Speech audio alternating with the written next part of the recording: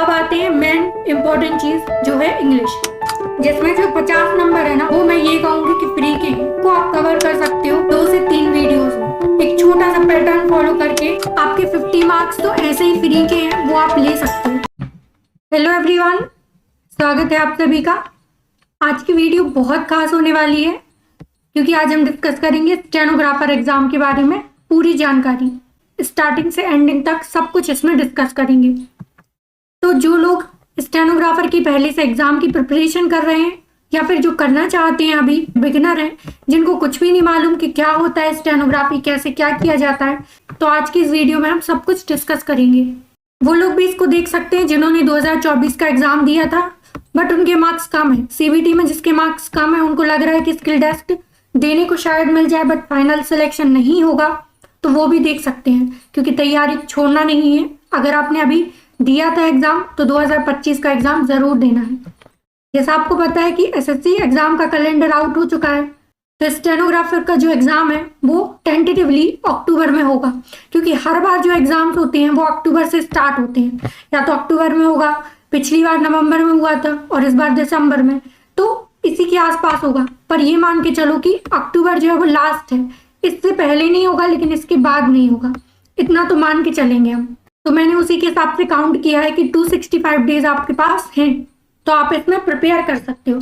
आप अगर बिगिनर हो, आपको कुछ भी नहीं मालूम है, तब भी आप प्रिपरेशन कर सकते हो, क्योंकि पहले रिटर्न होता है उसके बाद स्टेनो। जिनको डाउट होता है कि स्टेनो कब सीखनी है, कब स्टार्टिंग करें, पहले रिटर्न की करें या स्टेनो की करें, तो पूरी जानकारी हम इस वीडियो में बात करेंगे। मेरा टारगेट रहेगा 165 प्लस मार्क्स आपको स्कोर कराने का, क्योंकि सबसे मेन रोल जो प्ले करता है इसमें स्टेनो के साथ साथ सीबीटी करता है, क्योंकि कुछ लोगों का सीबीटी ही नहीं निकल पाता, जिसकी वजह से स्टेनो उनको देने ही नहीं मिलता। तो आपकी स्टेनो कितनी स्ट्रांग है इस बात से भी फर्क नहीं पड़ता।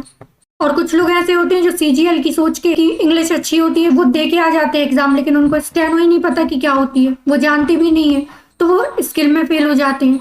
तो हम दोनों चीजें देखेंगे कि कब क्या करना चाहिए और क्या राइट तरीका है और क्या स्ट्रेटेजी है जो हमें फॉलो करनी है। तो चलिए स्टार्ट करते हैं आज की वीडियो को। चलिए शुरू से शुरू करते हैं। एसएससी एक एग्जाम कंडक्ट कराती है, एसएससी स्टेनोग्राफर ग्रेड सी और डी। जैसे कि और एग्जाम्स होती हैं, सीजीएल है, सीएचएसएल है, वैसे ही स्टेनोग्राफर का ग्रेड सी और डी एग्जाम कंडक्ट कराती है एसएससी। अब एक चीज मैं यहाँ पे क्लियर कर दूं, ये एग्जाम जो होते हैं ना वो ग्रेड के होते हैं, ना कि ग्रुप के। अब एक चीज क्लियर करती हूँ मैं, अच्छे से आपको बता देती हूँ, क्योंकि बहुत सारे लोगों को इसमें कंफ्यूजन होती है। और ग्रेड सी जो है ग्रुप सी के बराबर होगी, ऐसा नहीं है। जो अदर फील्ड्स होती हैं जिनमें ग्रुप होता है, group A B C D, D की जो पोस्ट होती है वो सबसे नीचे होती है, उनकी सैलरी भी कम होती है, और ग्रुप ए की सैलरी अच्छी खासी होती है। वैसे ही जो ग्रेड सी और डी होगा ऐसा नहीं है। दरअसल में जो यहाँ पे ग्रुप ए होगा ना, वो यहाँ पे ग्रेड सी है। जो स्टेनो है उसमें ग्रेड ए और बी का कोई कॉन्सेप्ट नहीं होता, उसमें ग्रेड सी और ग्रेड डी की ही जॉब मिलती है। तो एग्जाम जो एसएससी कंडक्ट कराती है ना वो ग्रेड सी और डी का होता है, लेकिन वो बराबर होता है ग्रुप ए और ग्रुप बी के। अगर यहाँ का ग्रेड सी और ग्रेड डी माना जाए ना, तो वो यहाँ के ग्रुप ए और ग्रुप ए बी के बराबर की पोस्ट होगी। दैट मीन्स जो सैलरी आपकी किसी और पोस्ट में ग्रुप ए की सैलरी होगी, वही यहाँ पे आपकी ग्रेड सी की सैलरी होगी। तो कुछ लोगों को ये कंफ्यूजन होता है कि ग्रुप सी की पोस्ट है यानी कि सैलरी कम होगी, ऐसा नहीं है। और ये सबसे इंपॉर्टेंट उन लोगों के लिए हो जाती है जिन लोगों की मैथ्स कमजोर है, जिनको लगता है कि मुझसे मैथ्स तो बनने से रही, मैथ्स तो आने से रही मुझसे, तो वो इस एग्जाम को प्रिपेयर कर सकते हैं, क्योंकि यहाँ पे इसमें कहीं पे भी मैथ्स नहीं होती। इसका सबसे ज्यादा वेटेज होता है इंग्लिश का, 100 नंबर की इंग्लिश आती है, इसलिए ये एग्जाम और खास हो जाता है। हर साल ये एग्जाम कंडक्ट होता है और लगभग अक्टूबर के महीने में होता है, और अगर अक्टूबर मान लो तो अक्टूबर के मिड में ये एग्जाम प्रोबेबली कंडक्ट हो जाता है, और थोड़ा बहुत लेट भी हो जाए तो वो आपके लिए बेनिफिट है। इतनी बात समझ में आई। अब एग्जाम पैटर्न देख लेते हैं। एग्जाम में इसमें 2 फेज होते हैं। पहला तो हर एग्जाम की तरह सीबीटी होता है, आपको रिटर्न एग्जाम देना होगा, और फिर दूसरा होता है आपका स्किल टेस्ट। बहुत से लोग क्या करते हैं, जो सीजीएल वाले होते हैं वो इस एग्जाम को दे लेते हैं और लगभग 165 मार्क्स ले आते हैं वो लोग। लेकिन आप बोलोगे कि बस 65 मार्क्स, आउट ऑफ 200 कोई बड़ी बात थोड़ी ना है, बड़ी बात है, क्योंकि एसएससी में मार्क्स लाना ही सब काफी नहीं है। इस मार्क्स के साथ साथ आपका स्टेनो का स्किल टेस्ट निकलना बहुत जरूरी है, क्योंकि माना जाता है कि स्टेनो बहुत ज्यादा टफ कंपटीशन देती है। उसमें कंपटीशन इसीलिए कम होता है क्योंकि स्किल टेस्ट बहुत सारे लोगों से नहीं बनता, स्टेनो बहुत से लोगों से नहीं बनती, इसलिए ये 165 मार्क्स लाना थोड़ा सा टफ होता है, क्योंकि स्टेनो वालों को जो ज्यादा टाइम है वो स्टेनो की प्रैक्टिस में निकलता है, इसलिए वो रिटर्न में थोड़े कमजोर होते हैं और मैथ्स भी उनकी कमजोर होती है, इसलिए थोड़ा बहुत कंफ्यूजन कर देता है। अक्सर क्या होता है, ये एग्जाम एसएससी सीजीएल वाले भी दे लेते हैं, लेकिन उनको स्टेनो तो आती नहीं है, तो लास्ट में वो फेल कर जाते हैं। इसलिए इसकी प्रिपरेशन उन लोगों को ही करनी चाहिए जिनको पहले स्टेनो की स्किल टेस्ट की प्रिपरेशन है। वो हम आगे बात करेंगे कि क्या किसको करना चाहिए, किसको नहीं करना चाहिए। अभी हम बैक टू द पॉइंट आते हैं। इसमें होता है पहला रिटर्न एग्जाम, और इस रिटर्न एग्जाम में क्या पूछा जाता है, आपकी जनरल अवेयरनेस आएगी 50 नंबर की, जनरल इंटेलिजेंस यानी कि जो रीजनिंग है वो आएगी 50 नंबर की, और इंग्लिश सबसे ज्यादा वेटेज इसी का होता है, 100 मार्क्स की इंग्लिश यहाँ पे पूछी जाती है, जिनमें से जो 50 से 70% क्वेश्चंस हैं वो इजी लेवल के होते हैं, इजी टू मॉडरेट आते हैं। जो 30% है वही है ऐसा जिसके लिए आपको एक्स्ट्रा मेहनत करनी पड़ती है, इसीलिए ये एग्जाम निकालना थोड़ा सा इजी हो जाता है अगर आपको स्टेनो में पकड़ है। मार्क्स यहाँ पे लिखे हुए हैं कि जितने क्वेश्चंस हैं उतने ही मार्क्स हैं। 50 जीके जीएस के रहेंगे, 50 रीजनिंग के रहेंगे और 100 इंग्लिश के रहेंगे। टोटल 200 मार्क्स का पेपर होता है। 2 घंटे का टाइम आपको मिलता है और 2 घंटा सफिशियंट होता है, क्योंकि कुछ लोग इसको 1.5 घंटे में भी कंप्लीट कर देते हैं। तो टाइम आपके लिए सफिशियंट है, तो टाइम की दिक्कत भी नहीं है, मैथ्स भी नहीं है, तो ये बहुत अच्छा स्कोप होता है गवर्नमेंट जॉब लेना, वो भी एक अच्छे खासे पे लेवल की। इसका जो पे लेवल है वो भी 7 का होता है, यानी कि एक अच्छा खासा पे लेवल भी है। तो और क्या चाहिए। ये तो बात हो गई एग्जाम पैटर्न की। अब बात करते हैं आगे, सिलेबस क्या है। यहाँ पे ये सिलेबस मैंने मेंशन किया हुआ है कि कैसे कैसे एग्जाम होता है, थोड़ा बहुत मैं आपको बता देती हूँ। इसमें मेरा मेन पॉइंट है स्ट्रेटेजी का, बट ये उन लोगों के लिए जो बिगिनर है और जिनको थोड़ा बहुत मालूम है वो स्किप करके आगे भी वीडियो देख सकते हैं, ठीक है। जो रीजनिंग का है सिलेबस, इसमें नॉर्मल चीजें आती हैं, मैं आपको आगे क्वेश्चंस भी बता दूंगी कि थोड़े बहुत कैसे किस टाइप के क्वेश्चन आते हैं। एनालॉजीज आती हैं, सिमिलैरिटीज मतलब चेंज, डिफरेंस, स्पेस, विजुअलाइजेशन, ये सारी चीजें मैं बाद में बात करूंगी। आपको पीडीएफ मिल जाएगा तो आप ये सब पढ़ लेना, ठीक है। जनरल अवेयरनेस, इसमें सबसे ज्यादा साइंस का वेटेज होता है। हालांकि जो अभी 2024 में एग्जाम हुआ था उसमें साइंस का वेटेज थोड़ा सा कम दिखाई दिया इस बार, बट अक्सर क्या होता है साइंस का वेटेज इसमें ज्यादा होता है, ठीक है। तो आपको उस पर फोकस ज्यादा करना होगा। और फिर इंग्लिश, ये सबसे मेन रोल प्ले करती है, तो आपकी इसमें पकड़ होना जरूरी है। और अगर आप बिल्कुल भी कमजोर हो कि मुझे तो कुछ भी नहीं आता, मेरी तो इंग्लिश बहुत ज्यादा कमजोर है, मुझे कुछ भी नहीं मालूम, तो भी आप प्रिपेयर कर सकते हो, क्योंकि आप अभी भी आपके पास 7 से 8 महीने का टाइम है, और इतना टाइम सफिशिएंट होता है आपकी इंग्लिश को इम्प्रूव करने का। क्योंकि जैसा मैंने पहले बताया कि 30% ही होती है ऐसी जो आपसे ना बने या फिर आपको प्रॉब्लम है, बाकी 70% जो इंग्लिश इसमें आती है वो भी एक अच्छे लेवल की होती है, मतलब बहुत ज्यादा टफ लेवल इसका नहीं होता है, ठीक है। तो ये सिलेबस आप खुद पढ़ लेंगे। अब बात करते हैं स्किल टेस्ट की। ये है सबसे मेन इंपॉर्टेंट चीज, क्योंकि अक्सर लोग इसी में फंसते हैं। क्योंकि पहला एग्जाम तो ये है कि उनको लगता है कि सरल है, वो तो निकाल ले जाओगे, पर प्रॉब्लम कहाँ फंस जाती है, स्किल टेस्ट में। आप वो एग्जाम निकाल भी लो बट इसमें फेल हो जाओ, फिर कोई मतलब निकलेगा नहीं उसका। तो स्किल टेस्ट पे आपको सबसे ज्यादा ध्यान देना होता है। इसमें कैसा स्किल टेस्ट होता है, अगर आप ग्रेड सी, देखो एग्जाम जो है वो कंबाइंड है, मतलब ग्रेड सी और ग्रेड डी दोनों का एग्जाम साथ में होता है, तो जो पहला रिटर्न है वो साथ में होगा, लेकिन आपको आपके मार्क्स के हिसाब से स्किल टेस्ट देने को मिलेगा। स्किल टेस्ट अलग अलग होते हैं, सी का अलग होगा और डी का अलग होगा। जब स्किल टेस्ट आप ग्रेड सी का दोगे तो आपको 100 शब्द प्रति मिनट की स्पीड से डिक्टेशन लिखनी होगी। अब डिक्टेशन क्या होती है, आपको जल्दी जल्दी 100 शब्द प्रति मिनट की स्पीड से बोला जाएगा कोई मैटर, वो आपको स्टेनो में लिखना होता है और फिर आपको उसको कंप्यूटर में टाइप करना होता है।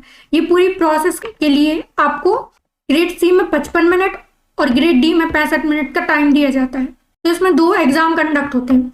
एक तो आप अगर ग्रेड सी निकालते हो तो 100 का देना पड़ेगा, और अगर ग्रेड डी है तो 80 का देना पड़ेगा। अब ये दोनों कब क्या कैसे देंगे, पहले इसके बारे में बात कर लेते हैं कि क्या होता है कैसे होता है, ठीक है। जैसे मान लो आपने रिटर्न एग्जाम दिया, आपका रिटर्न निकला, आपके मार्क्स आए मान लो 150 मार्क्स आपने स्कोर किए रिटर्न एग्जाम में, ठीक है। आपने जैसे एग्जाम दिया उसके लगभग 6 से 7 दिन बाद इसकी आंसर की आ जाती है, लगभग 6 से 7 दिन मानो, इतने में आपकी आंसर की आ जाती है। और जैसे ही आंसर की आई आप समझ गए कि आपके मार्क्स जो है वो 150 प्लस मार्क्स आपने स्कोर किए हैं।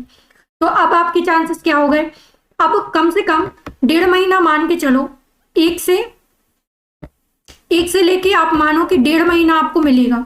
उस 1.5 महीने के बाद आपका स्किल टेस्ट के लिए आपको एक लिस्ट आएगी, एसएससी एक लिस्ट जारी करेगी ग्रेड सी और ग्रेड डी दोनों के लिए, और इस लिस्ट में आपके नाम होंगे।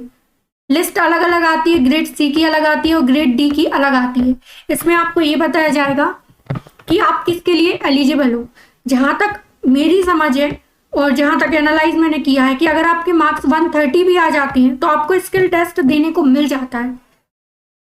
ये बता रही हूं मैं जनरल वालों के लिए, यूआर कैटेगरी के लोगों के लिए। अगर सी ना भी मिले तो आपको ग्रेड डी ये आपको देने को मिल जाता है। अगर आपके 130 मार्क्स आपने स्कोर किए हैं तो आपके मार्क्स 150 हैं तो इस 150 मार्क्स में आपको मिल जाएगा कि आपको स्किल टेस्ट देने को मिलेगा। ग्रेड सी भी मिल जाएगा और ग्रेड डी भी मिल जाएगा। और जैसे ही आपने स्किल टेस्ट को क्लियर किया, लगभग 1 महीना होता है, जहां तक जैसे ही लिस्ट आती है उसके 1 महीने बाद आपका स्किल टेस्ट होता है। वहां पर डेट लिखी रहती है कि इस टाइम पर आपका स्किल टेस्ट होगा। जैसे ही आप स्किल टेस्ट को क्वालिफाई करते हो फिर आती है एक फाइनल लिस्ट। यहाँ पे लोगों को बहुत ज्यादा कंफ्यूजन होती है, उनको लगता है कि जो स्टार्टिंग में लिस्ट आई, ये वाली लिस्ट आई थी जब 1.5 महीने बाद रिटर्न क्लियर करने के बाद जो लिस्ट आती है वो फाइनल नहीं होती है, वो स्किल टेस्ट को पास करने के लिए होती है लिस्ट। और जैसे आप स्किल टेस्ट पास करते हो उसके बाद एक फाइनल लिस्ट बनती है, इसमें आपके मार्क्स बढ़ा के लिए जाते हैं। मान लो आपकी जो पहले लिस्ट आई थी उसमें आपके मार्क्स थे 130, ये गया था कट ऑफ 130। या अगर आपको ग्रेड सी का स्किल टेस्ट देना है तो आपके मार्क्स है 130, और अगर इस ग्रेड डी है उसमें 135 गया था इसका कट ऑफ, कि अगर आपके 125 मार्क्स हैं तो आपको ग्रेड डी का स्किल टेस्ट देने को मिल जाएगा। ये होती है मान लो ये कट ऑफ रखी गई।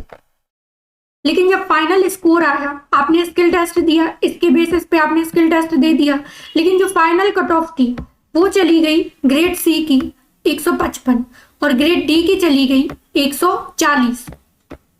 ये होगी फाइनल स्कोर। तो क्या होगा, अगर आपके मार्क्स 150 हैं तो पहले तो आपका स्किल टेस्ट हो गया क्लियर, लेकिन जो फाइनल मेरिट लिस्ट थी ना उसमें आप ग्रेड सी में फिसल गए। दैट मीन्स आपका सिलेक्शन ग्रेड डी में हो जाएगा लेकिन ग्रेड सी में नहीं हो पाया। तो इसका ओवरऑल मतलब क्या है कि आपकी जो मेरिट लिस्ट है, जो फाइनल लिस्ट है, जो मेरिट लिस्ट है वो 2 बार बनती है। एक बार तो बनती है रिटर्न के टाइम पे, वो सिर्फ इसलिए होती है ताकि आपका स्किल क्वालिफाई हो सके, और दूसरी बनती है मेरिट लिस्ट लास्ट में, जब आपका स्किल क्वालिफाई हो जाता है उसके बाद बनती है फाइनल मेरिट लिस्ट। और सब कुछ जो भी आपका सिलेक्शन होता है ना वो इसी मेरिट लिस्ट के आधार पे होता है, ना कि रिटर्न के आधार पे। रिटर्न का रूल वहीं खत्म हो जाता है जब आपकी स्किल टेस्ट कंप्लीट होती है, ठीक है। और ये दोनों जो मेरिट लिस्ट है ना वो एक ही स्कोर पे बनती है, जो है आपका फाइनल स्कोर। जो आप स्टार्टिंग में स्कोर करते हो रिटर्न में, वही मार्क्स आपकी पहली लिस्ट बनाते हैं और वही मेरिट लिस्ट बनाते हैं। दैट मीन्स अगर आपने 150 प्लस मार्क्स स्कोर कर लिए, दैट मीन्स कहीं ना कहीं आप सिक्योर हो, आपका फाइनल सिलेक्शन हो जाएगा। इतनी बात समझ में आई? चलिए अब आगे बढ़ते हैं। जैसे ही आपने रिटर्न टेस्ट क्लियर किया, अब बारी आएगी स्किल टेस्ट की। तो आपको 10 मिनट का टाइम मिलता है, वहां पे 10 मिनट डिक्टेशन बोली जाएगी। अगर आपने इतने मार्क्स स्कोर किए हैं कि आपका ग्रेड सी निकल गया तो आपको 2 स्टेनो देने को मिलेंगे। एक तो ग्रेड सी का एग्जाम दे सकते हो आप और एक ग्रेड डी का, और दोनों आपको देने हैं। दोनों में आपका नाम आ जाएगा तो आपको दोनों देने हैं। बाई चांस आपको मान लो आपके कट ऑफ के मार्क्स से आपके मार्क्स थोड़े से कम है, जैसे 165 आपने स्कोर कर लिए, लेकिन जो कट ऑफ है वो गई 147 पहली मेरिट लिस्ट की, पहली रिटर्न टेस्ट की। तो क्या है ना, आपको ग्रेड डी तो देने को मिल ही जाएगा। तो ग्रेड डी का स्किल आप दोगे तो आपको 80 शब्द प्रति मिनट की स्पीड से डिक्टेशन लिखनी होगी और उसको ट्रांसक्राइब करना पड़ेगा 65 मिनट में, 55 मिनट में। और एक और कंफ्यूजन होती है बच्चों की कि आपको ट्रांसक्राइब कैसे करना है, वो डायरेक्ट कंप्यूटर पे होता है। देखो प्रोसेस ये होती है, आप जाके एग्जाम हॉल में बैठोगे, आपको 10 मिनट के लिए एक सामने वाला आएगा या फिर स्पीकर होगा, सामने आपके स्पीकर रखा होगा, उसमें से आपको डिक्टेशन बोलेगी, मतलब कि 10 मिनट के लिए वो आपको एक पैराग्राफ पढ़ के सुनाएंगे। आपको वो पहले अपनी कॉपी में लिखना है। आप जब स्टेनो सीखोगे तो आपको एक कॉपी मिलती है, उसमें आप सीखते हो, पेंसिल या पेन से आप जो भी चाहो उसमें आपको वो जल्दी जल्दी लिखनी है, ठीक है। आप अपनी लिख लोगी स्टेनो यहाँ पे, उसके बाद आपको जो स्टेनो आपने लिखी है वही डायरेक्ट आपको देख के कंप्यूटर पर ट्रांसक्राइब करनी है। यानी कि हिंदी में हाथ से लिखने का कोई सिस्टम नहीं होता। क्या है ना, जब कोचिंग क्लासेस में हम ये चीजें सीखते हैं तो वहां पे वो क्या करते हैं कि बोलेंगे मुंह से, लेकिन आपने कॉपी पे लिख लिया, फिर आप इसको ट्रांसक्राइब करेंगे पेन से, मतलब लिखेंगे हिंदी में या इंग्लिश में आपने जो भी कंप्लीट की हुई है। लेकिन एग्जाम के टाइम में आपको कॉपी नहीं मिलती, उस कॉपी में आपको सिर्फ एक ही कॉपी मिलेगी जिसमें आपको सिर्फ स्टेनो लिखनी है, उसमें हिंदी नहीं लिखनी होती, इंग्लिश नहीं लिखनी होती, उसमें सिर्फ आपको स्टेनो लिखनी होती है। तो आप जैसे ही स्टेनो कंप्लीट करोगे आपको डायरेक्ट कंप्यूटर दिया जाएगा और वहां पे आपको ट्रांसक्राइब करना है, और उसको करने के लिए आपको 55 मिनट मिलेंगे और यहाँ पे 65 मिनट। अगर आप इंग्लिश स्टेनो करते हो आपको 40 मिनट है और इसमें 50 है, और अगर हिंदी वाले हो तो 55 और 65। तो ये चीजें आप देख लोगे। अभी 2024 का स्किल टेस्ट बाकी है, तो अगर आप चाहते हैं कि उस स्किल टेस्ट के बारे में मैं आपको कुछ बताऊं तो आप बता सकते हैं, कमेंट बॉक्स में लिख सकते हैं। मैं अलग से इसके बारे में वीडियो बना दूंगी स्किल टेस्ट के लिए, पर्टिकुलरली अलग से। ये वीडियो हम ज़्यादा लंबी हो जाएगी, इसीलिए हम ये वीडियो स्ट्रेटजी तक ही सीमित रखते हैं, ठीक है। चलिए अब आगे बढ़ते हैं कि अब रिटन एग्जाम में क्या करना है। ये तो हो गई स्किल टेस्ट की बात। अब रिटन का क्या है, पहले हम बात करेंगे जनरल अवेयरनेस, जो सबसे बड़ा सिर दर्द होता है हर स्टूडेंट का कि जीके कैसे करें, ये प्रॉब्लम क्रिएट करती है। तो एक चीज मैं बता दूं, अदर एग्जाम्स की तरह जैसे सीजीएल हो गया, सीएचएसएल हो गया, उनमें क्या होता है, स्टैटिक जीके का पोर्शन बहुत ज्यादा होता है। आप जब एसएससी को देखते हो तो आपको लगता है कि एसएससी है, that means one liner questions पूछे जाएंगे। तो आप यूपीएससी जैसी तैयारी नहीं करते उसकी, क्योंकि आपको लगता है वन लाइनर क्वेश्चंस हैं तो सिंपली आते होंगे। इसमें भी ऐसा ही है, लेकिन इसमें थोड़ा सा प्रॉब्लम ये है कि अदर सीजीएल एग्जाम की तरह इसमें स्टैटिक जीके के पोर्शन से ज्यादा इसमें पूछी जाती है साइंस। सबसे ज्यादा पोर्शन इसका होता है साइंस का। अगर आपकी फिजिक्स, केमिस्ट्री ये इम्प्रूव है, ये अच्छी है, तो आप कहीं ना कहीं थोड़े बहुत क्वेश्चंस जीके के अच्छे से कर ले जाओगे। इसमें थोड़ा वेटेज ज्यादा होता है साइंस वालों का, ठीक। अगर आप साइंस स्ट्रीम से हो तो सबसे पहले आपको थोड़े नोट्स रिवाइज कर लेने चाहिए। जो आपने फिजिक्स पढ़ी थी, केमिस्ट्री पढ़ी थी, उसके फॉर्मूलाज थे वो आप कर सकते हो पहले। और अगर आप किसी और स्ट्रीम से हो तो आपके लिए सबसे बेसिक चीज है लूसेंट बुक। आप एक बार लूसेंट को रेफर कर लो, देख लो, पढ़ लो, एक बार अपनी नजरों से निकाल लो उसको, ताकि थोड़ा बहुत आइडिया आपको हो जाए कि फॉर्मूलाज क्या होते हैं, उसमें क्या क्या चीजें आती हैं, क्योंकि इसमें न्यूमेरिकल्स भी आ जाते हैं कभी कभी, तो वो चीजें आप देख लोगे। इसको कवर करने के लिए आपको लगभग 2 महीने बहुत है। वैसे ये नहीं है कि आप अगर लूसेंट कर रहे हो तो आप कोई चीज करोगे ही नहीं, ऐसा नहीं है। इस लूसेंट को साइड में करते जाना है, यानी कि आप बिगिनर हो तो आपको स्टार्टिंग में साइड लाइन में जैसे आपको दिन में 1 घंटे या 2 घंटे लूसेंट को लेना है और उसको पढ़ते रहना है, और लगभग 2 महीने में आपको ये लूसेंट कवर कर लेनी है। मैं ये नहीं कह रही हूँ कि आपको पूरा रट्टा मार लेना है लूसेंट का, अच्छा खासा पोर्शन है इसका, पूरा याद करना तो पॉसिबल नहीं है 2 महीने में, लेकिन आप इतना कर लो कि आपकी आंखों से गुजर जाए और आपको थोड़ा बहुत आइडिया हो जाए, ठीक है। आप थोड़े फैमिलियर हो जाओ इस पूरे मैटर से, ठीक है। फिर दूसरी सबसे बेस्ट चीज आती है वीडियोस। आप यूट्यूब से पढ़ते हो, अगर आप उन लोगों में से हैं जो बुक रेफर कर सकते हो तो आप बुक कर लो, या फिर यूट्यूब पे लूसेंट की कुछ सीरीज भी डली होती है, लॉन्ग वीडियोस हैं, आप वो चेक कर सकते हो अगर आपका बुक में इंटरेस्ट नहीं है तो। क्योंकि मुझ जैसे कुछ लोग भी होंगे जिसको बुक में ज्यादा इंटरेस्ट नहीं होता, मैं भी बुक से ज्यादा देर नहीं पढ़ पाती, तो मैं रेफर करती हूँ कि मैं वीडियोस देख लूँ, या फिर स्पेशली लॉन्ग वीडियोस। आपको सीरीज नहीं देखनी है। कुछ लोग क्या करेंगे कि 1-1, 2-2 घंटे की सीरीज देखना स्टार्ट कर देंगे कि उनमें डले होंगे कम से कम 50 से 60 लेक्चर डले होंगे, आप वो देखने में लग जाओगे। तो आपको ये नहीं करना है। आपको कोशिश करनी है कि जो लॉन्ग वीडियोस होती है 3-3, 4-4 घंटे की, 5-5, 6-6 घंटे की, इतनी वीडियो को आप देखना है। उसको आप देख के एक बार अपनी आंखों से लूसेंट को गुजार लेना। उसके बाद सबसे बेनिफिट वाली चीज है नवीन सर की वीडियो। अगर आप इसको फॉलो करे हो तो ठीक है, और अगर नहीं करे हो तो आपको इसको कर लेना चाहिए। RWA नाम का एक यूट्यूब चैनल है, उस पर नवीन सर एक टीचर हैं जो पढ़ाते हैं GK। उनकी 2 सीरीज डली हुई है यहाँ पे, एक तो नायक सीरीज है और एक विजेता सीरीज है। ये आपको जरूर कवर करनी है, क्योंकि उसमें स्टैटिक GK का एक अच्छा खासा पोर्शन उन्होंने कवर कर रखा है। तो आपको ये दोनों जरूर करनी है। स्टार्टिंग आपको करनी है नायक सीरीज से वीडियो, उसमें 35 वीडियो हैं, तो आपको 35 वीडियोस कवर करनी है। इसको आप धीरे आराम से कर सकते हो, आपको 1.5 महीने में ये वीडियोस कंप्लीट कर लेनी है, क्योंकि स्टार्टिंग की एक 1.5 घंटे की है, और फिर बाद में जो एडवांस है वो थोड़ा आपको ज्यादा टाइम लग सकता है। तो 1.5 घंटे का टाइम इसमें होना चाहिए, आपको ये वीडियो कवर करनी है। साथ में लूसेंट देखते जाना है और वीडियो कवर करते जाना है। जो 2024 में भी प्रिपरेशन कर चुके हैं, मतलब कि उनको थोड़ी बहुत नॉलेज है, बिगिनर नहीं है वो बिल्कुल, उनको सिर्फ रेफर करनी है नवीन सर की वीडियोस। उनको ये दोनों सीरीज कंप्लीट करनी है एनी हाउ। आपको ना तो कोई लूसेंट बुक देखनी है ना कुछ और देखना है, सिंपल ये दोनों सीरीज ही कंप्लीट करनी है। इतना आपके लिए सफिशिएंट है आपकी जनरल नॉलेज के लिए, ठीक है। फिर है साइंस की बात। मैंने इसको अलग से इसलिए लिखा है क्योंकि कुछ लोग साइंस में कमजोर होते हैं, उनको बहुत ज्यादा नॉलेज नहीं होती। जो साइंस बैकग्राउंड से उनको इतनी दिक्कत नहीं आएगी, उनका मात्र रिवीजन ही काफी है। बट जिनको जो बहुत ज्यादा समझ नहीं है वो इनके लेक्चर्स देख सकते हैं। मैं वैसे तो रेफर करूंगी कि आप नवीन सर की दोनों सीरीज देखो, क्योंकि विजेता जो सीरीज है लास्ट की, उसमें एक साइंस का अच्छा खासा वेटेज कवर किया गया है। तो अगर आप इतना भी कर लेते हो तो सफिशिएंट है। बट आप चाहते हो कि और मुझे डिटेल में पढ़ना है, तो आप किसी भी टीचर से या कोई बुक रेफर कर सकते हो जिसमें साइंस के लेक्चर आप देख सकते हो। ये जरूरी नहीं है, ये सिर्फ ऑप्शनल है, आप करना चाहो तो कर सकते हो।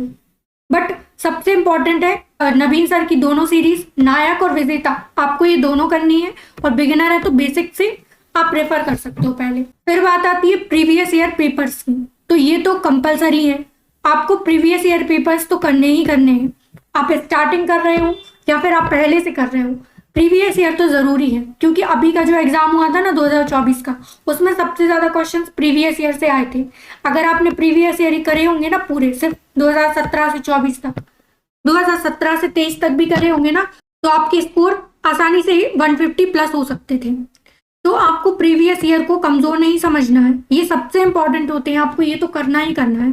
अब प्रॉब्लम ये है कि करें कैसे, तो आप इसके 2 तरीके हैं। एक तो टेस्ट लगा लो, मॉक टेस्ट होते हैं वो दे लो, क्योंकि मॉक टेस्ट भी प्रीवियस ईयर से ही बनते हैं।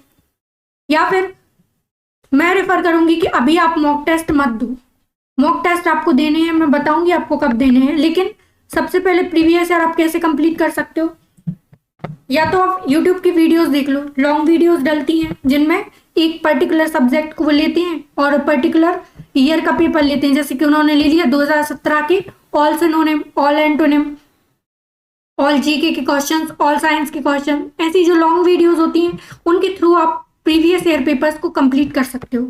या फिर दूसरा तरीका क्या है, आप टेस्ट लगा लो।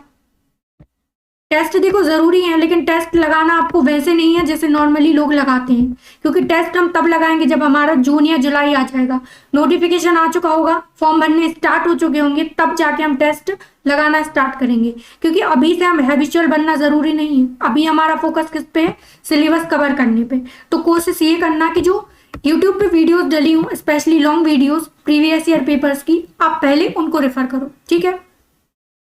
तो अभी टेस्ट और मॉक टेस्ट जो भी टेस्ट हैं वो सब हम बाद में देखेंगे, अभी उनका कोई कॉन्सेप्ट नहीं है। यहाँ पे जनरल अवेयरनेस का समझ में आया कि GK में आपको सिर्फ इतना करना है कि अगर आप बिगिनर हैं तो आपको लूसेंट बुक लेनी है। अगर आप बुक नहीं पढ़ना चाहते हो तो आपको कोई यूट्यूब की वीडियो को रेफर कर लेना है, वो भी लॉन्ग वीडियो जो जल्दी से आपको बहुत सारी नॉलेज दे जाए, लगभग 5-6 घंटे 10 घंटे जितने घंटे की भी वीडियो आपको उस पर रेफर करना है। और डेली में 1 से 2 घंटे की वीडियो करके आपको उसको थोड़ा सा हैबिचुअल बना लेना है। उसके बाद आपको करनी है नवीन सीरीज, ये मोस्ट इंपॉर्टेंट है, कंपलसरी है, सबको करनी है, चाहे वो पहले से तैयारी कर रहे हो या फिर अभी उन्होंने स्टार्ट करी हो, ये तो कंप्लीट है। अगर जो बिगिनर है वो पहले इसको कर लेंगे फिर ये इस पे जाएंगे, और जिन्होंने पहले से कर रखी है वो उनको तो सबसे पहले इसी पे जाना है। सबसे पहले आप स्टार्ट करोगे नायक सीरीज, फिर विजेता सीरीज, क्योंकि ये थोड़ी सी एडवांस है। तो स्टार्टिंग आपको नायक सीरीज से करनी है और आपको डेली उसी को प्रैक्टिस करते जाना है। इसके 35 लेक्चर हैं और इसके भी समथिंग 30 लेक्चर होंगे, तो आपको इसको भी रेफर करना है, ठीक है। तो इसको बाद में करना है, पहले नायक से स्टार्ट करना है। साइंस का वेटेज ज्यादा रहेगा, पहले तो आपको ये सारी सीरीज कर लेनी है। अगर उसके बाद भी आपको लगता है कि साइंस नहीं बन पा रही है, थोड़ी कमजोर है, आप अलग से लेक्चर ले सकते हो। और प्रीवियस ईयर ये आपको साथ में करते जाना है। डेली का लगभग एक लेक्चर आप देख लो किसी का, यूट्यूब पे वीडियो डली होंगी। टेस्ट मत देना अभी, मैं अगेन रिपीट कर रही हूँ, टेस्ट नहीं देना है अभी। तो आप सोचो कि प्रीवियस ईयर के लिए मैं टेस्ट लगा लेती हूँ, बिल्कुल जरूरत नहीं है। आपको सिर्फ क्या करना है, यूट्यूब पे जाओ, वहां पे कोई भी लॉन्ग वीडियो उठाओ, उससे प्रीवियस ईयर को कवर करो। और करने कहाँ तक है आपको, 2017 से 2024 तक, स्पेशली लेटेस्ट जो अभी है 2024 की, ये तो बहुत जरूरी है, कंपलसरी है, आपको करना ही करना है, ठीक है। हो गई जनरल अवेयरनेस की बात। अब बात करते हैं रीजनिंग की। देखो 50 नंबर की रीजनिंग आती है, अच्छा खासा वेटेज है, और आपके जो मार्क्स है आप इसमें स्कोर कर सकते हो 147 प्लस, क्योंकि इसके जो 40 क्वेश्चंस तो ऐसे होते हैं जो इजीली होते हैं, डुएबल होते हैं। इनमें ऐसा कोई रॉकेट साइंस नहीं लगा होता है कि आपको करने में नहीं बनेंगे। 40 क्वेश्चन तो आप आराम से कर सकते हो। दिक्कत फंसती है ये 10 क्वेश्चंस में, क्योंकि ये जो 10 क्वेश्चन होते हैं वो या तो ऐसे होते हैं जो ज्यादा टाइम टेकिंग होते हैं, लेंथी क्वेश्चन वो पूछ लेते हैं, और कभी कभी क्या होता है कि लॉजिक ऐसा होता है कि हम क्लिक नहीं कर पाते उसको डायरेक्ट, ठीक है। तो ये 10 क्वेश्चन की ही मेहनत है। जो 40 मार्क्स हैं वो तो फ्री के हैं, आपको इतनी मेहनत उसमें नहीं करनी है। तो जो लोग कहते हैं ना कि मैं अलग से रीजनिंग की क्लासेस लेना चाहती हूँ या चाहता हूँ, तो मैं ये कहूंगी कि रीजनिंग में अपना टाइम वेस्ट मत करो, क्योंकि 40 क्वेश्चन इतने डुएबल होते हैं कि आपको इतनी मेहनत नहीं करनी है। अगर आपको पैटर्न मालूम है कि क्वेश्चन कैसे पूछे जाते हैं, बशर्ते आपको इतना पता करना तो जरूरी है कि क्वेश्चन किस टाइप के आते हैं, कि ब्लड रिलेशन से आते हैं, कैलेंडर से आती हैं, या फिर जो एनालॉगीज होती हैं, सीरीज बनती हैं, वो आती हैं, तो क्या आता है ये तो जानना जरूरी है। तो आप बस इतना पैटर्न पता कर लो कि मिरर इमेजेस हैं या फिर वाटर इमेजेस हैं, कौन सी टाइप के क्वेश्चंस आते हैं, वो आप एक बार समझ जाओगे ना, उतना काफी है आपके 40 नंबर स्कोर करने में। आपकी जो 10 नंबर की मेहनत है ना, उसके लिए मैं आपको ये एक्स्ट्रा चीजें बता रही हूँ, ठीक है। बाकी मैं यही बोलूंगी कि आपको क्लासेस करने की जरूरत नहीं है। आपको करना क्या होगा, प्रीवियस ईयर पेपर्स। मैं अगेन रिपीट कर रही हूँ कि सबसे इंपॉर्टेंट चीज है ये। अगर आपके ये कवर है तो आपका 50% पोर्शन रिटर्न का ऑलरेडी कवर है, तो आपको ये तो जरूर करने हैं। जब आप प्रीवियस ईयर लगाओगे तो सबसे पहले आपको क्वेश्चन देखने हैं 50 और पैटर्न को एनालाइज करना है। क्वेश्चन बने ना बने वो बात की बात है। आप ये मत बोलना कि नहीं मैं तो क्लासेस ही देखूंगी, क्योंकि मुझसे तो क्वेश्चंस बन ही नहीं रहे। देखो स्टार्टिंग से किसी से नहीं बनता है, तो आपको उसमें दिमाग नहीं लगाना है। आपको बस इतना देखना है कि क्वेश्चन कौन सा आ रहा है। या तो आप पैटर्न को रेफर कर सकते हो, या तो आप सिलेबस को रेफर कर लो कि आप उसमें से सिलेबस में ला लोगे, लेकिन मैं ये रेफर करूंगी कि आप डायरेक्ट क्वेश्चन पे जाओ। प्रीवियस ईयर देखोगे तो आपको ये समझ में आएगा कि कैसे क्वेश्चन आ रहे हैं, और उन्हीं क्वेश्चन के हिसाब से आपको थोड़ा बहुत प्रैक्टिस करते जाना है। प्रीवियस ईयर पहले आप एनालाइज करोगे, सारे क्वेश्चंस को देखोगे एक बार कितने आपसे बन रहे हैं, फिर हम बात करेंगे मॉक टेस्ट की। देखो अभी मैंने मना किया कि मॉक टेस्ट आपको नहीं लगाना है, इसीलिए आपको सिर्फ प्रीवियस ईयर देखना है। वो भी वीडियोस के थ्रू आप देख लो एक बार, या फिर कोई पीडीएफ डाउनलोड कर लो, उसमें लिखे हैं तो आप सॉल्व करके खुद से देख सकते हो, ठीक है। लेकिन मॉक टेस्ट आपको नहीं लगाने हैं अभी। मॉक टेस्ट के टाइम पे ही हम रीजनिंग की प्रैक्टिस करेंगे। आपको बस इतना करना है कि प्रीवियस ईयर जब आप एग्जाम के क्वेश्चंस लगाओगे तो आपको ये देखना है कि कौन सा ऐसा टॉपिक है जो मुझसे नहीं बन रहा है। स्पेशली क्या है, जो एसएससी में स्टेनो का एग्जाम होता है उसमें कुछ क्वेश्चंस ऐसे आते हैं, जैसे कि उसमें 4 बॉक्स बना देंगे, वो उसमें कुछ पैटर्न फॉलो कराते हैं, वो कि ये यहाँ पे फॉलो हो रहा है, फिर ये यहाँ पे जा रहा है, मतलब ऐसा कुछ पैटर्न फॉलो करते हैं और पूछते हैं कि 5वां जो बॉक्स है वो किससे रिलेट करेगा। सबसे ज्यादा दिक्कत बच्चों को इसी में फंसती है। तो ऐसे क्वेश्चंस के लिए आप एक वीडियो देख सकते हो, या फिर जो सीरीज होती है कि ये ऑड वन आउट के हैं, कि कुछ कैसे सीरीज के पैटर्न आप फॉलो कर सकते हो, वो 1-2 वीडियो जो है वो आपको समझ में आ जाएगा। जब आप प्रीवियस ईयर पेपर लगाओगे ना तो आपको ये समझ में आ जाएगा कि मुझे दिक्कत कहाँ पे आ रही है, तो आप वो चीज कवर कर सकते हो।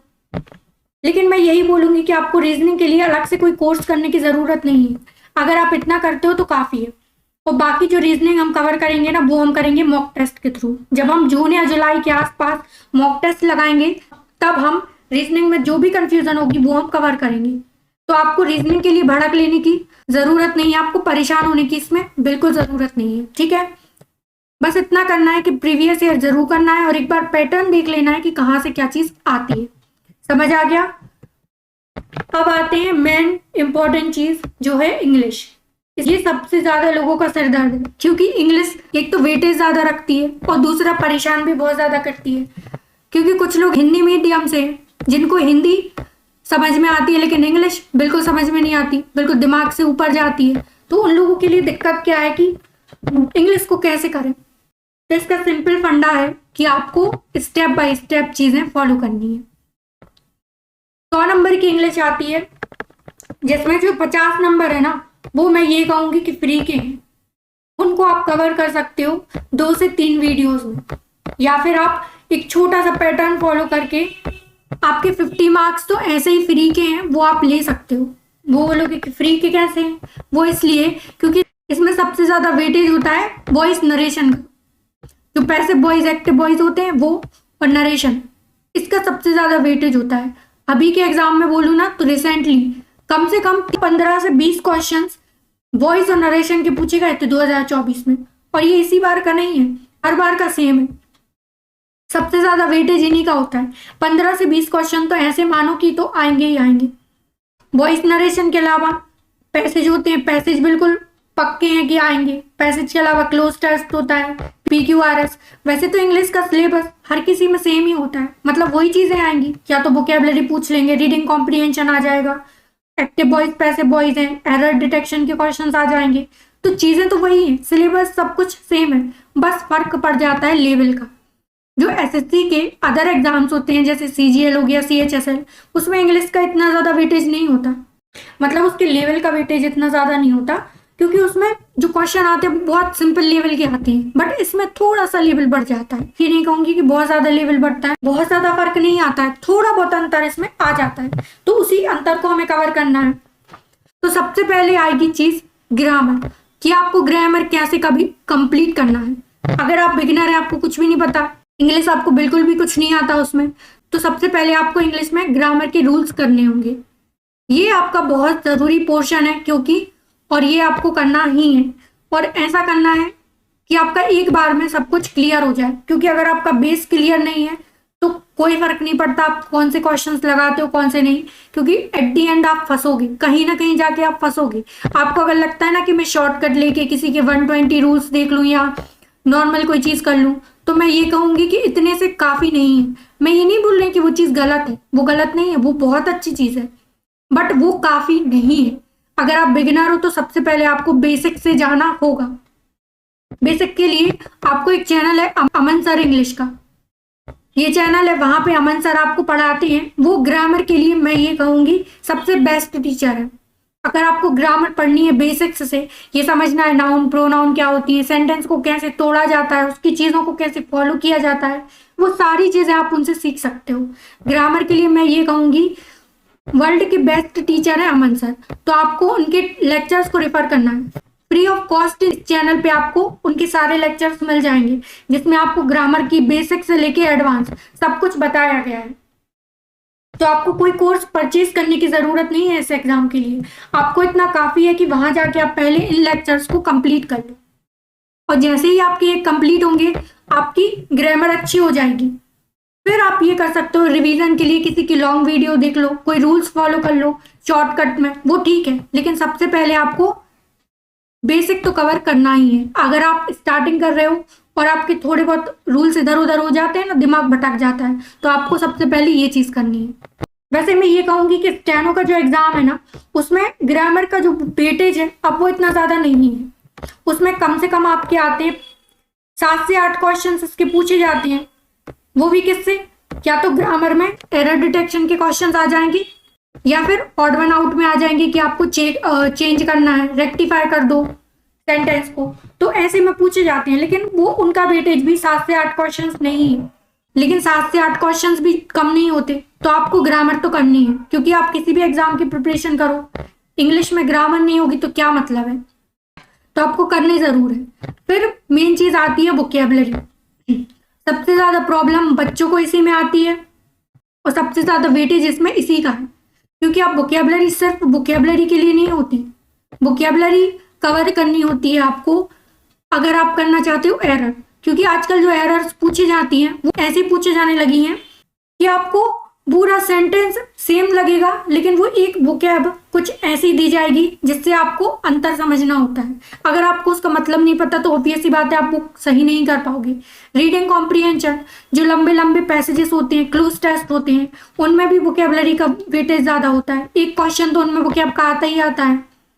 फिर PQRS है, अगर आपको वोकैब नहीं मालूम है तो कहीं ना कहीं आप PQRS लाइन से नहीं लगा पाते हो, यानी कि आपको उसमें भी प्रॉब्लम आती है। तो वोकैब तो एक ऐसी चीज़ है जो आपको करनी ही करनी है और एक अच्छे लेवल पे। तो वोकैबुलरी के 2 ऑप्शंस हो सकते हैं।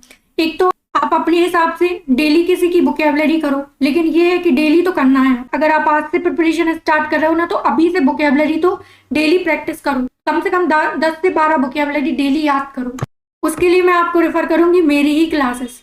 हाँ, मैं आपको मेरी ही क्लासेस रेफर करूंगी क्योंकि मेरी भी क्लासेस चलती हैं और मैं वही चीज़ें आपको कवर कराती हूँ जो इम्पोर्टेंट है।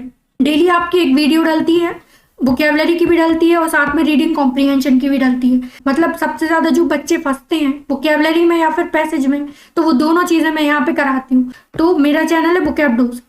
हालांकि मैं बहुत ज़्यादा एक्सपीरियंस नहीं हूँ, तुच्छ प्राणी हूँ, लेकिन फिर भी आपसे थोड़ा सा इतू सा ज़्यादा जानती हूँ क्योंकि मैंने इन फील्ड में थोड़ा सा एक्सपीरियंस लिया हुआ है। ठीक है, तो आप मुझ पे ट्रस्ट कर सकते हो। तो वोकैब डोज चैनल पे जो वीडियोस डलती हैं आप उनको रेफर कर सकते हो।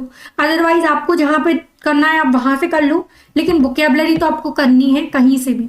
डेली क्लास एक लेनी है और कम से कम 12 से 13 वर्ड आपको डेली याद करने हैं। ठीक है, फिर आती है रीडिंग कॉम्प्रिहेंशन। पैसेज सबसे बड़ी सिरदर्द है, तो इसके लिए भी आपको यही करना है, डेली एक क्लास देखनी है जो कि रीडिंग कॉम्प्रिहेंशन से रिलेटेड होगी। जितना आप पैसेज को पढ़ोगे, रीडिंग करोगे, उतनी आपकी हैबिट बनेगी। आप या तो द हिंदू न्यूज़पेपर खरीद लो, PDF मिलती है, ई PDF मिलती है, यानी कि इंटरनेट से पढ़ लो। तो आपको रीडिंग की हैबिट बढ़ानी है। आप द हिंदू पढ़ सकते हो, इंडियन एक्सप्रेस पढ़ सकते हो या फिर द टाइम्स पढ़ सकते हो। ये तीनों न्यूज़पेपर ऐसे हैं, आप इनको रेफर कर सकते हो अगर आपकी रीडिंग को आपको मजबूत बनाना है तो। उसके अलावा आपको प्रीवियस ईयर में जो भी रीडिंग कॉम्प्रिहेंशन आए हैं वो आप कवर कर सकते हो। मेरे चैनल जो वोकैब डोज है उस पर भी डले हुए हैं ये सारे रीडिंग कॉम्प्रिहेंशन। अभी मैं स्टेनो के करा रही हूँ, उसके बाद में आगे और जो भी एग्जाम से सबके कराऊंगी, तो आप वहां जाके रेफर कर सकते हो। तो रीडिंग कॉम्प्रिहेंशन के लिए आप जितना रीडिंग करोगे उतना आपका मजबूत होगा। तो पैसेज का एक ही रोल है, तो आपको वोकैबुलरी आनी चाहिए और दूसरा आपको पढ़ना आना चाहिए, मतलब निकालना आना चाहिए। और ये मतलब निकालना आएगा कैसे? जब आप डेली प्रैक्टिस करोगे। स्टार्टिंग में शायद आपको नहीं समझ में आएगा, लेकिन धीरे धीरे 10 दिन, 12 दिन, 15 दिन आप कंप्लीट करोगे, आपको ये सारी चीजें आने लग जाएंगी। ठीक है, फिर आता है प्रीवियस ईयर पेपर्स। ये मैं सारे सब्जेक्ट्स में लिख रही हूँ क्योंकि ये सबसे इंपॉर्टेंट है। कुछ करो ना करो, प्रीवियस ईयर तो करने हैं करने हैं करने हैं। ठीक है, और वो भी 2017 से 24 तक। और इसके लिए आप प्रेफर कर सकते हो टेक्स्ट बुक। अभी मैं यही बोलूंगी कि मॉक टेस्ट हो या प्रीवियस ईयर हो, कुछ भी आपको टेस्ट के थ्रू नहीं लगाने। आप इतना कर सकते हो कि वीडियोस देख लो इनकी, वो भी लॉन्ग वीडियो, बट अभी से आपको टेस्ट नहीं लगाने।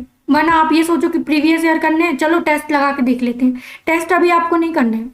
हाँ, आप एक काम कर सकते हो, 2 टेस्ट, अगर आप बिल्कुल स्टार्टिंग में कर रहे हो, बिगिनर हो, आपको कुछ भी नहीं मालूम है, तो आप एक बार 2 टेस्ट लगा के देख सकते हो स्टेनो के, ताकि आपकी खुद की बुद्धि में समझ में आए, आपको ये बात समझ में आए कि मुझसे ये चीज़ें होंगी या नहीं होंगी। अगर उसमें आपके 50 नंबर भी आ जाते हैं 200 में से, वो सफिशियंट है। आपको एक बार देख लेना है कि उसका पैटर्न कैसा आता है, एग्जाम कैसा आता है। ठीक है, 2 टेस्ट से ज़्यादा आपको लगाने की ज़रूरत नहीं है, बट आप बिगिनर हो तो आप ज़रूर लगा लेना। वो पहले से पढ़ रहे हो तो ये सारी चीज़ें काफ़ी हैं। ठीक है, फिर द हिंदू न्यूज़पेपर, ये तो कंपलसरी है, आपको डेली ये करना ही है। या तो आप एक पैसेज डेली पढ़ो, उसको अच्छे से एनालाइज करो, एक एक शब्द को देखो, और जो शब्द आपसे नहीं बन रहे हैं उनको आप अलग से कॉपी में लिख के रख लो, तो ये ज़रूरी है। और अगर मान लो आपको ये सब नहीं करना है तो आप द हिंदू न्यूज़पेपर पढ़ लो, उसका PDF निकाल लो या फिर घर पे मंगवा लो, जो भी आपको ठीक लगे। बट आपको ये रीडिंग ज़रूर करनी है, रीडिंग की हैबिट बढ़ानी है, तो ये तो आपको करना ही करना है। तो इंग्लिश में समझ में आया, और इतनी चीज़ें काफ़ी हैं। और एक और चीज़ होती है वॉइस और नरेशन। इसके लिए भी अमन सर की मैं रेफर करूंगी कि अमन सर इंग्लिश की वीडियोस डली हुई हैं, उनमें एक लॉन्ग वीडियो है, वो भी वॉइस और नरेशन के लिए, तो आपको वो देख लेनी है। उससे आपको क्या है ना, कभी भी वॉइस और नरेशन में प्रॉब्लम नहीं आएगी, तो आपका एक अच्छा खासा पोर्शन यही कवर हो जाएगा। मैं एक चीज बोलूंगी कि आपको ग्रामर में इतना ज्यादा टाइम नहीं देना है, आपको सबसे ज्यादा टाइम देना है वोकेबलरी और रीडिंग में, क्योंकि ग्रामर का वेटेज अब किसी भी एग्जाम में कम होने लगा है, लेकिन सबसे ज्यादा वेटेज होता है वोकेबलरी का, और बच्चे फंसते भी वही हैं। तो आपको करना वो है जो कोई नहीं कर रहा है, आपको आपकी जो वीकनेस है उसी को तो स्ट्रांगनेस में बदलना है। तो आपको करना क्या है, सबसे ज्यादा इन पे फोकस करना है। आप मेरी वीडियोस को भी रेफर कर सकते हो या फिर किसी और टीचर की वीडियो देख लो, पर करना जरूर है, ठीक है। लेकिन मैं ये बोलूंगी कि ग्रामर अगर आपको करना है ना, तो सबसे पहले आप अमन सर की वीडियोस देखो, उसके अलावा आपको कहीं नहीं जाना है, इतना सफिशियंट है। स्किल टेस्ट में सब लोगों को प्रॉब्लम आती है कि अब इसकी तैयारी कैसे करें। अब रिटर्न का तो ऐसा है कि ठीक है हम कर लेंगे, 7-8 महीने हमारे लिए मिलते हैं, लेकिन स्किल टेस्ट कब स्टार्ट करें। तो मैं ये बोलूंगी कि अभी से स्टार्ट कर दो स्किल टेस्ट। लोग अपने वीडियो के व्यूज बढ़ाने के लिए बोल देते हैं कि आइए 2 महीने में कवर करो, 3 महीने में कवर करो, तो मैं ये बोलूंगी कि स्टेनो कभी भी 2 से 3 महीने में कवर नहीं होती है। आप अगर दिन के 24 घंटे भी पढ़ लो ना, तो किसी भी कीमत पे आप 2 से 3 घंटे में आपकी इतनी स्पीड नहीं कर पाओगे कि आप 80 का एग्जाम निकाल पाओ। तो ये तो बेकार की बातें हैं कि आप 2 से 3 महीने में स्किल टेस्ट कर सकते हो। असलियत जबकि ये है कि लगभग आपके 2 महीने सिर्फ आपकी बेसिक सीखने में लगते हैं। आप स्टेनो जब सीखने जाते हो ना, आप ऑफलाइन कोचिंग या ऑनलाइन कोचिंग जो भी करना चाहो, कहीं पे भी सीखो, 2 महीने लगेंगे आपको सिर्फ बेसिक्स सीखने में। और अगर आप ये सोच रहे हो कि मैं तो 2 महीने की चीज 30 दिन में या 40 दिन में कर लेती हूँ या कर लेता हूँ, तो ये आपकी गलतफहमी है, क्योंकि स्टेनो मांगती है प्रैक्टिस। सबसे इंपॉर्टेंट चीज होती है स्टेनो मतलब की प्रैक्टिस। और ये जो प्रैक्टिस है ना, वो ऐसी नहीं है कि आप एक दिन में ज्यादा कर लोगे तो हो जाएगा। इसकी प्रैक्टिस ऐसी होती है कि आपको घंटों घंटों, लगभग 3 से 4 घंटे डेली प्रैक्टिस करनी होती है। और जब आप ये 2 महीने अपनी बेसिक को देते हो ना, तो आपकी स्टेनो इतनी मजबूत हो जाती है कि आप देखते साथ ही शब्द को लिखना स्टार्ट कर देते हो। वरना अगर आप इसको कम टाइम में करोगे ना, तो दिक्कत ये हो जाएगी आपकी खड़ी कि बाद में आपसे आउटलाइंस बनाते ही नहीं बनेंगी। आप खुद दूसरों से पूछते फिरोगे कि इसकी आउटलाइन बना के दो, ये कैसे बनेगी, ये कैसे बनेगी। अगर आपको बिल्कुल प्रोफिशिएंट होना है कि आपको किसी से कुछ पूछने की जरूरत ना पड़े, आपकी आउटलाइन खुद आपके दिमाग में आए, तो उसके लिए जरूरी है कि बेसिक्स में जो 2 महीने लगते हैं ना, वो आपको लगाने हैं। उसमें से आपको बिल्कुल भी कटौती नहीं करनी है, इतना सा भी चेंजेस नहीं करने हैं। आपको बेसिक्स बहुत अच्छे से करना है। डेली के 4 से 5 घंटे दो इसको और बेसिक्स करते जाओ, ठीक है। तो ये आपको ध्यान रखना है। और ओवरऑल की बात करूं तो मैं आपको ये बोलूंगी कि 7 से 8 महीने लगते हैं स्टेनो में, इससे कम तो कभी नहीं लगेंगे। और अगर आपकी स्पीड 80 आपको चाहिए या फिर 100 चाहिए, तो कम से कम 1 साल मानो। तो अभी आपके पास टाइम कितना है, 8 से 9 महीने है, क्योंकि जैसे ही रिटर्न एग्जाम कंप्लीट होगा उसके बाद भी आपको टाइम मिलेगा, 2 महीने और एक्स्ट्रा मिलते हैं। दैट मीन्स आपके पास 11 से 12 महीने होते हैं कि आप प्रिपेयर कर सको। तो आपके लिए टाइम सफिशिएंट है, लेकिन आपको स्टेनो अभी से शुरू करनी है, क्योंकि जैसे ही आप अपना पूरी प्रैक्टिस कंप्लीट करते हो, तो आपको 2 महीने लगते हैं एक्स्ट्रा में, जो आपकी स्पीड को बूस्ट करते हैं 80 से 100 तक। और ये 80 से 100 पहुंचने में आपको बहुत ज्यादा टाइम नहीं लगेगा, बशर्ते आपने ये जो 2 महीने है ना, इसमें कोई नौटंकी नहीं कर रखी है। ये जो स्टार्टिंग के बेसिक के जो 2 महीने है ना, उसमें आपको कोई बिना मतलब की हवाबाजी नहीं करनी है। ये नहीं करना है कि हमने अभी पढ़ लिया, 2 महीने की क्लासेस हमने 1 महीने में बेसिक्स कवर कर लिया, तो आपको वहां पे ना बहुत ज्यादा तूफानी बनने की जरूरत नहीं है। 2 महीने मतलब 2 महीने, उससे ज्यादा टाइम लग जाए लेकिन उससे कम नहीं लेना।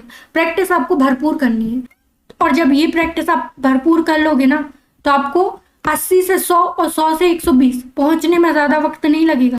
जो लोग बोलते हैं ना कि मेरी स्पीड जो है वो बढ़ नहीं रही है, मेरी स्पीड 80 पे रुक गई है, 90 पे रुक गई, आगे बढ़ ही नहीं रही, 100 तक पहुंच ही नहीं पाते, और अगर पहुंचते हैं तो गलती इतनी ज्यादा हो जाती है कि पूरा मैटर खराब हो जाता है। वो इसीलिए होता है क्योंकि आपने बेसिक्स की प्रैक्टिस अच्छे से की ही नहीं है। जिस बंदे ने बेसिक अच्छे से किया हुआ है ना, उसकी स्पीड कभी रुक ही नहीं सकती। उसकी स्पीड 80 से 100, 100 से 120 या 110 आराम से पहुंच जाती है। उसको स्पीड बढ़ाने में कभी प्रॉब्लम नहीं आती, बशर्ते आपके बेसिक्स कंप्लीट हो। तो आपको बेसिक्स में कहीं भी आनाकानी नहीं करनी है। भले ही बाद में आप प्रैक्टिस में कितना भी टाइम ले लो, लेकिन बेसिक्स आपको अच्छे से करने हैं। समझ में आया? अब एक और चीज, एक और डाउट आता है कि कोचिंग कहाँ से करें, ऑफलाइन करें या फिर ऑनलाइन करें। तो मैं रेफर करूंगी ऑफलाइन करो, क्योंकि ऑफलाइन में ये होता है कि टीचर आप पे ध्यान देता है, क्योंकि ये जो स्टेनो है वो प्रैक्टिस पे बेस होती है। अगर आपकी प्रैक्टिस मजबूत है तो ही आप सब कुछ कर पाओगे, और प्रैक्टिस तब होगी जब सही आउटलाइन आप बनाओगे, और सही आउटलाइन के लिए एक टीचर का होना बहुत ज़रूरी है। तो आप कोशिश करो कि अगर आपके घर के आसपास कहीं पे ऑफलाइन क्लासेस चलती हैं तो आप वहां जाके क्लासेस करो। कम से कम ज़्यादा नहीं तो 2-3 महीने की, जो 3 महीने के बेसिक्स हैं उनमें आप रेफर कर सकते हो कि बेसिक्स आप करो। बाद में जो पोर्शन होता है वो प्रैक्टिस का होता है, तो वो आप ऑनलाइन क्लासेस में कर सकते हो, बट 3 महीने एटलीस्ट आपको ऑफलाइन क्लासेस लेनी चाहिए, ताकि आपके बेसिक को मजबूती मिले। और टीचर की निगरानी में आप रहोगे तो आपकी प्रोबेबिलिटी बढ़ जाएगी कि आपकी स्टेनो गलत नहीं होगी। ठीक है, तो आपको ये चीज भी ध्यान रखनी है। आगे अब डाउट की बात कर लेते हैं कुछ। मेरे हिसाब से सब्जेक्ट से रिलेटेड आपको जो भी डाउट्स आ सकते थे, जो भी प्रॉब्लम आपकी हो सकती थी, वो मैंने आपको बता दी। अब एक चीज बचती है, स्किल टेस्ट। वो भी किसके लिए? 2024 वालों के लिए। अभी 2024 का एग्जाम हुआ नहीं है, क्योंकि रिटर्न एग्जाम हो चुका है, स्किल टेस्ट अभी नहीं हुआ है। तो उन लोगों को डाउट्स आ सकते हैं कि स्किल टेस्ट में क्या क्या करना चाहिए, क्या क्या प्रॉब्लम हमें फेस करनी है, क्या हो सकता है, क्या नहीं हो सकता। जिसके 130 मार्क्स हैं या उससे भी कम है, उससे ज़्यादा है, थोड़े से बॉर्डर पे हैं, तो उन सबके लिए मैं अलग से वीडियो बना दूंगी। अगर आप चाहते हो तो आपके जो भी डाउट्स हैं आप वो कमेंट बॉक्स में लिख दो, मैं उसके लिए अलग से वीडियो बना दूंगी। आपके जो जो भी डाउट्स होंगे वो सब मैं आपको कवर करा दूंगी। आप अगर इतनी चीज़ें भी करते हो जो मैंने आपको पीछे बताई, ये इतनी चीज़ें सफिशियंट है, आप अभी करो तो ये काफ़ी आप कर सकते हो। ठीक है, तो आपको ये सारी चीज़ें फॉलो ज़रूर करनी है। तो आज के लिए बस इतना ही। Thank you.